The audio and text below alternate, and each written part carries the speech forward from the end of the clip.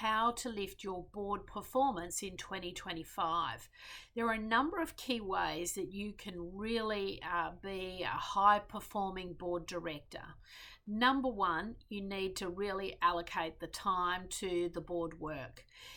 A lot of people, I believe, are overcommitted and, flying a little bit by the seat of the pants. They're doing the basics, but they're not going above and beyond. And so, first and foremost, I believe performance lies in being professional, being prepared, and going above and beyond what the bare basics are. So obviously, as a board director, you're responsible for reading your board papers, being across the financial health of the business, being across the brief. But you also need to be reading more extensively than that. You need to be across the trends for the industry, the legislative change that might be coming down the pipeline, all those things that really enable you to contribute successfully to good boardroom dialogue, good boardroom decision-making processes. You need to be well informed. So first and foremost, you need to allocate the time, but you need to be able to allocate enough time to go above and beyond the brief, not just doing the basics of reading the board papers, not just turning up to the board meetings.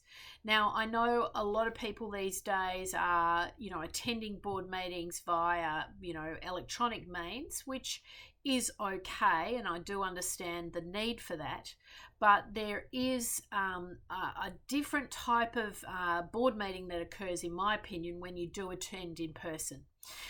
You do get those little sidebar conversations. You do get the little bit more of the clues about who's saying what in the boardroom setting.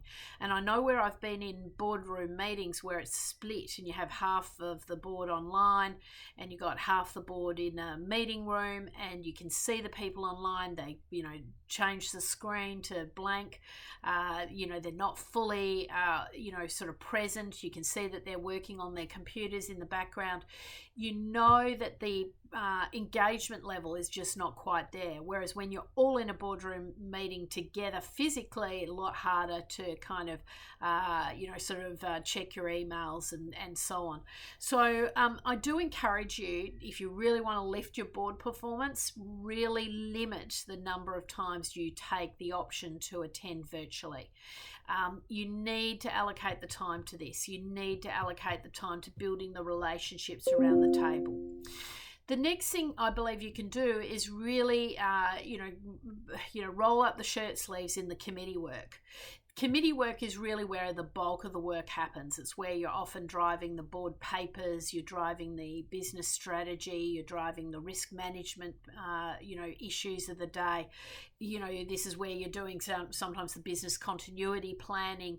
The committee work is critical, and again, you want to allocate as much time as possible to this.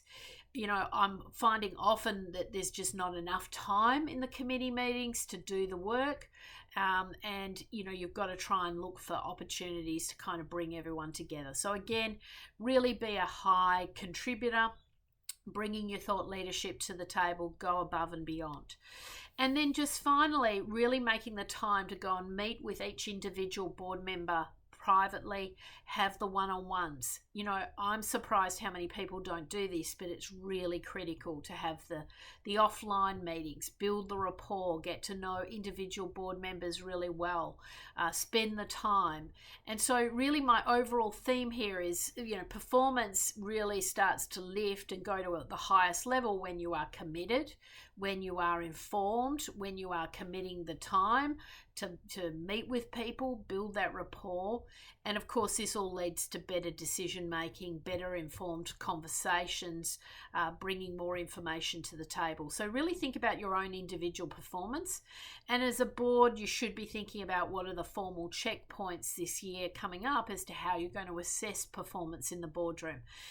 Because there's no point you being the lone wolf, being this incredible contributor if everyone else is kind of, falling backwards and not contributing to the same levels. So you really want to try and create this team-based atmosphere, alignment around board performance, alignment around expectations, peer-to-peer led assessments work extremely well. You don't want to let your colleagues down. Your colleagues should be free to give you feedback, to provide that assessment of how you're contributing in the boardroom setting.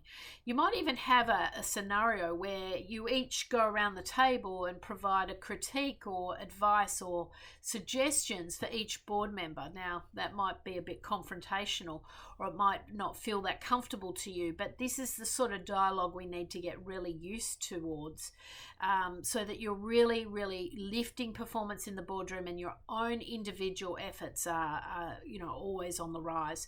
So, my key themes for lifting your performance this year: be a professional, be informed, be a contributor, allocate the time, make the time to really make a difference to that organization, and really sort of, you'll reap the rewards, because what will happen as a result is people speak very favorably about you. The next board seat will come very naturally towards you, because people love to work with high performers.